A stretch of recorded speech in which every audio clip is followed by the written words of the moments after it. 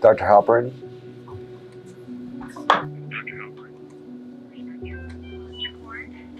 So we're doing an artificial disc replacement at C6-7. That's this level here. That's C2 vertebra, 3, 4, 5, 6, 7. And we're doing a disc replacement rather than a fusion because the adjacent levels have a little bit of arthritis in them. And when you do a fusion, it puts a little bit more stress on the adjacent level. So by putting an artificial disc replacement in here, it allows for a normal preservation of motion, and so the other levels don't have to work harder to compensate. It's called Mobi-C. It's an artificial disc. It has 2 cobalt chrome. It's like a sandwich, 2 cobalt chrome ends and then a polyethylene middle. Before we start, we take an x-ray to make sure we're at the right level. And that x-ray over here, we put a mark, just a clamp in front of the neck, and this is the disc we're gonna be going to. I had to adjust my line a little bit to get to the right spot, which is right here. And then we're gonna prep her neck and then drape it up and we'll get started. We're doing C6-7 anterior cervical discectomy and artificial disc replacement, possible fusion. Okay, I'll take a knife. This is just the exposure. The only thing we really cut is with a knife is the skin. Everything else we just kind of spread apart until we get down to the spine. Just lift up a little bit.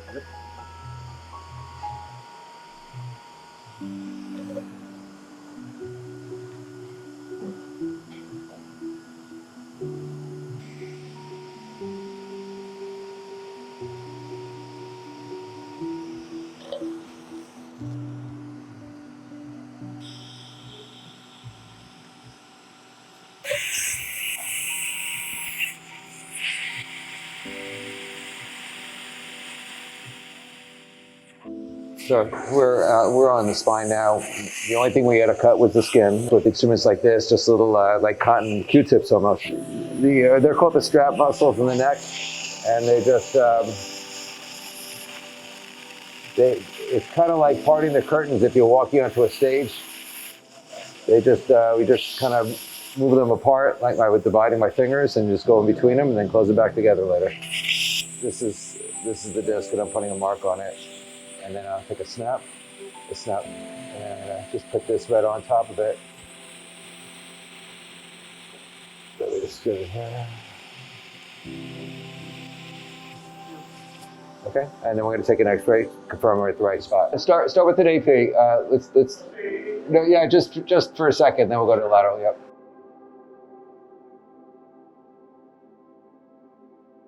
2, 3, 4, 5, 6, 7. That's why you take an AP and lateral. That's also true. So the X-ray here shows that we're in front of the C6-7 disc space here.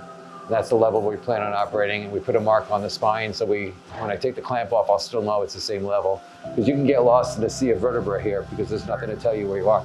It's like this, it's not like this. So the angle of the disc, that's the way we want to be coming in. With our instrumentation, we'll be coming in, we'll be putting pins in to distract the disc space.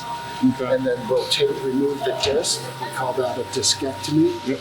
And we'll prepare the end plates and they'll decompress. And at that point, we'll start a trial to choose our implant prior to opening the skull. Earlier with each level of the spine, so we're monitoring sensory and motor. And that's specifically because we're working on spine. Because we're working on spine, so that we know preoperatively what the baselines are, and then intraoperatively paying attention. Because the surgeon will be working on movement forward as well as into the nerve roots. And then that way that we have to let the surgeon know if they'll notice anything abnormal, so he could just think about what he's doing in terms of procedure. Okay, can we take a quick shot on that? That AP threw me for a loop, so I just want to measure twice, cut once. All right, so 2, 3, 4, 5, 6, 7. Okay, yep, that's it.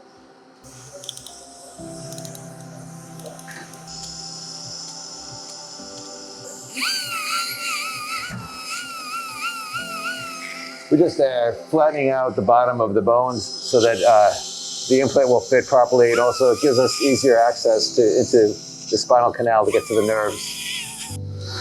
So these screws here are 14 millimeters deep. This gives us an idea of what depth trial that we would introduce.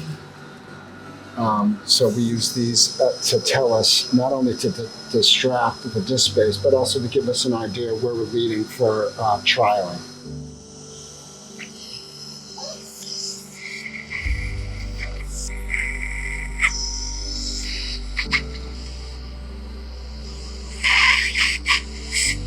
Pretty clean. All right, let's take a depth gauge.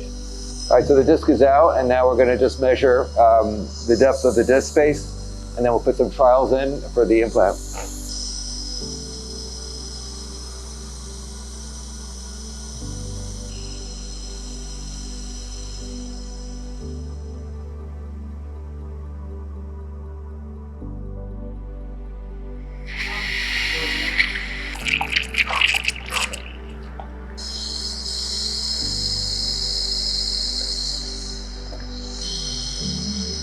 There we have just a little bit of oozing, so we're going to put this in because we want it nice and dry. We're going to put the implant in.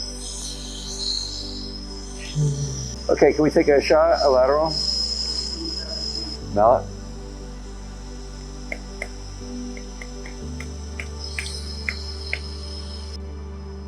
Okay, that's good.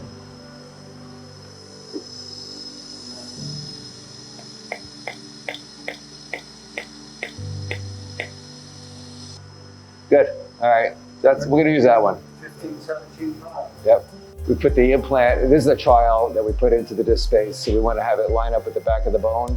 There's a groove in the bone and there's a groove in the trial, and if they all mesh and fit in each other, then we know we have a good fit, and we have a very good one here.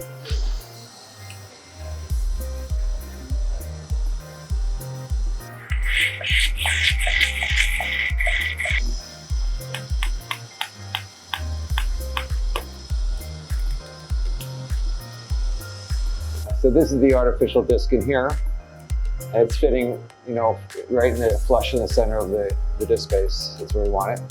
That's the money shot. All right, save that one. And yeah, so come on in here, and so you can see here, this implant is in the center where we want it. The spinous processes in the back indicate the midline, so we're exactly where we want it to be. Spinal cord safe, everything went well. We didn't bother it. Artificial discs came out in this country around 20 years ago, and I've been doing it for the past 20 years. With this implant, which is better, it's a really more modernized version. We've been doing this one for, hey Frankie, how long has Mobi-C been around now? How long has it been around? How long have we used it? We've been using it for probably 11 years. 11, 12 years. How many of these have we put in? 500-ish. Cervical disc replacement is much more popular than lumbar disc replacement. It's an easier surgery, less chance of major bleeding that can occur with a lumbar one, and it's easy to revise it. It's definitely better than a fusion for sure, and I know we've been using this implant for the past 11 years. There's a bunch of different implants out there, but I love this one. It's simple to put in, it lasts forever. I've never had to revise a single one.